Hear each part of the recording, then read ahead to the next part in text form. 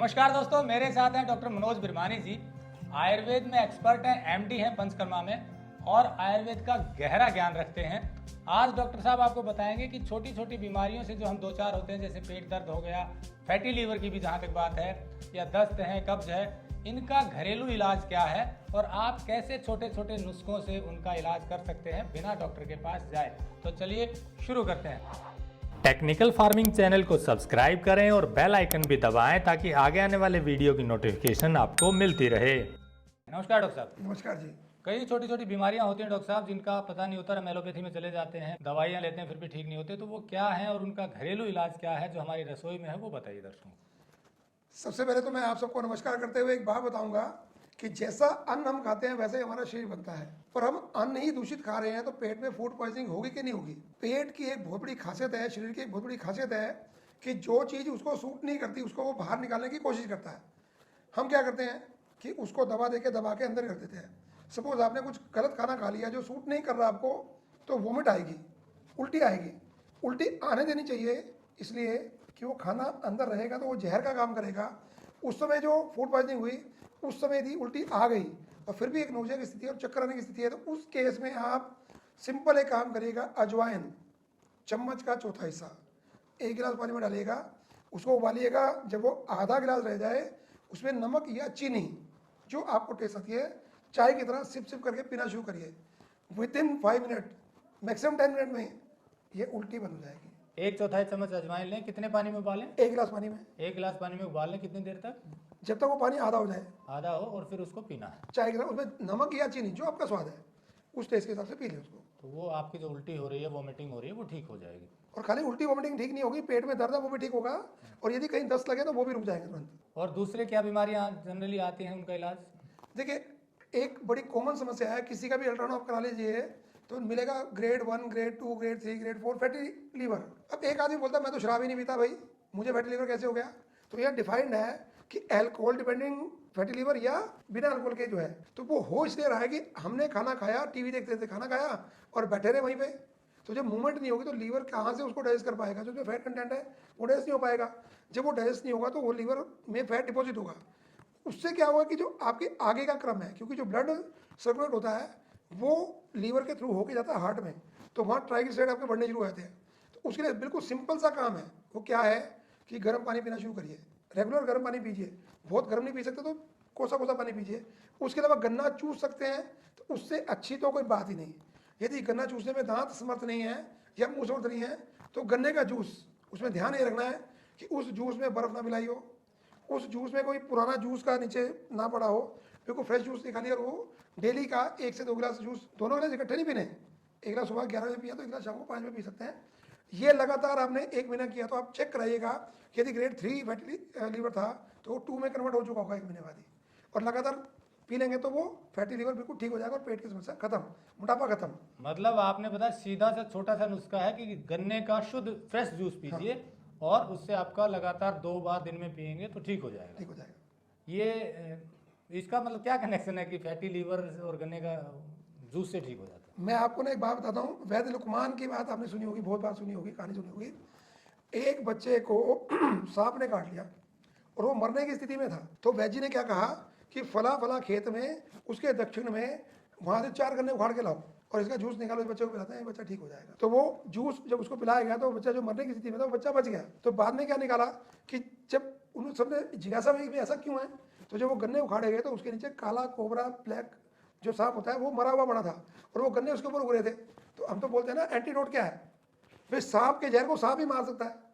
तो ऐसे क्या कि लीवर में जो फैट डिपॉजिट हो रहा है, जो हमारा पित्त जो काम नहीं कर रहा था, गालब्लैडर के अंदर जो बाइल बनता है उसका बाइल का सिक्रेशन बढ़ता है और वो क्या करता है कि भोजन को पचाना शुरू करता है। जब भोजन पचना शुरू होगा तो फैट बनना बंद होगा, जब फैट बनना बंद होगा तो फैट लीवर में डिपॉजिट होना बंद होगा, जब डिपॉजिट नहीं होगा तो फिर फैटी लीवर तो ठीक ही हो जाएगा ना। तो ये बात आपने बताई, फैटी लीवर का बहुत सीधा सा इलाज है गन्ने का जूस, फ्रेश जूस।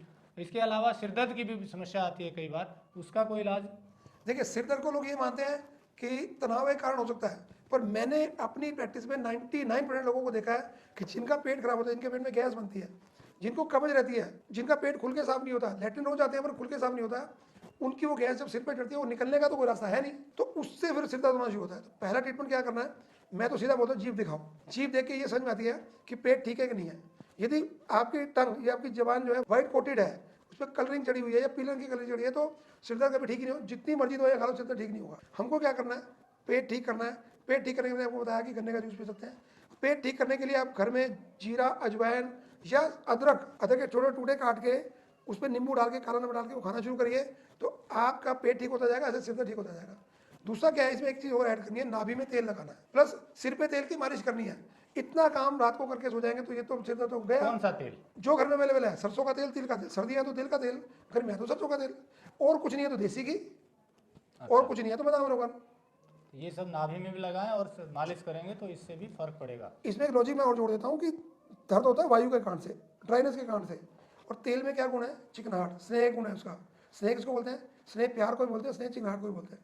तो हमारे जीवन में क्या रुक्षता बढ़ गई, तो इसलिए ये सिर दर्द और ये सब बीमारी आनी शुरू हो गई। आंखों में दर्द की भी समस्या इसी से रिलेटेड है? बिल्कुल रिलेटेड है कि यदि आपके पेट में गर्मी बढ़ रही है, पित्त बढ़ रहा है, खून में गर्मी आ रही है, तो आंखें लाल होनी शुरू हो जाएंगी, और जब लालिमा बढ़ेगी तो धीरे धीरे खुश्की आनी शुरू हो जाएगी। आपको याद होगा कि जब हम छोटे होते थे तो दादी नानी क्या करती थी कि आपकी आंख में दूध की 2 बूंद डाल दिया करती थी, आपकी आंख में देसी घी की 1 बूंद डाल दिया करती थी। आज किसी को बोलते हो आंख में घी डालना है, अरे डॉक्टर साहब आंखें खराब हो जाएंगी। अरे आयुर्वेद में अक्षी तर्पण करके एक ट्रीटमेंट है, उसमें हम क्या करते हैं कि पूरा यहाँ एक फ्रेम बनाते हैं आटे का, और उसमें दवाई वाला तेल भर देते हैं, देसी घी भर देते हैं, और उससे जो छोटे बच्चे जिनका चश्मा लगा हुआ है उनका चश्मा भी उतरना शुरू हो जाता है।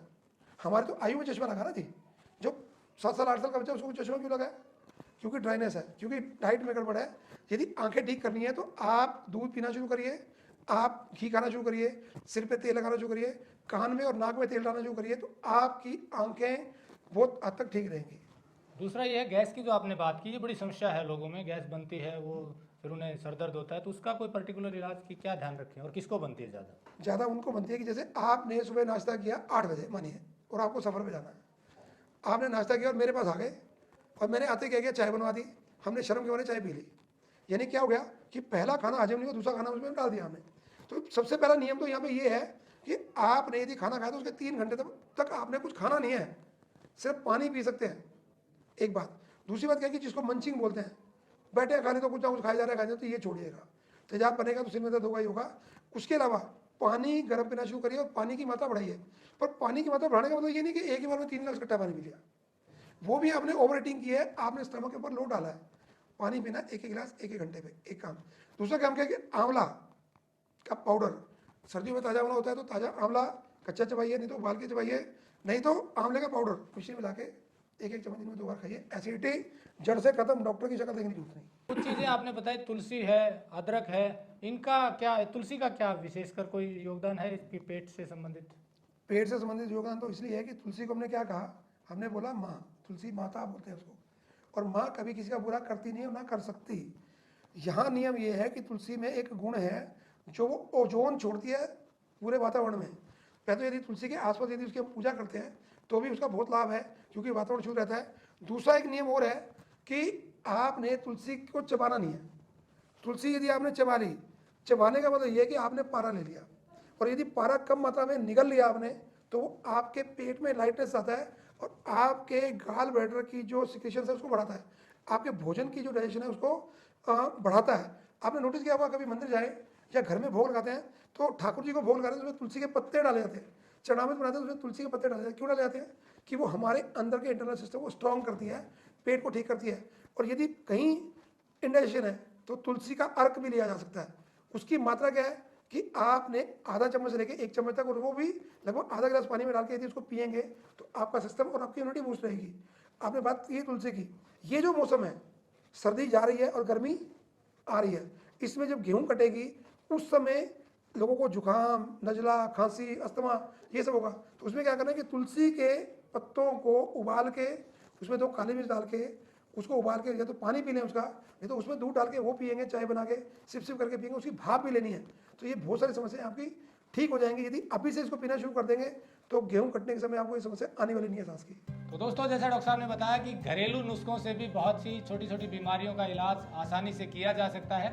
इन नुस्खों को अपनाकर आप घर पर ही ये ट्रीटमेंट लेकर ठीक हो सकते हैं। आगे भी डॉक्टर साहब के कुछ वीडियो और दिखाएंगे जिनमें ये आपको बताएंगे कि आसानी से घरेलू नुस्खों से और कौन कौन सी बीमारियां ठीक की जा सकती हैं। नमस्कार, जय हिंद। अगर आपको यह वीडियो पसंद आया है तो ज्यादा से ज्यादा लाइक और शेयर जरूर करें। साथ ही चैनल को सब्सक्राइब करना ना भूलें।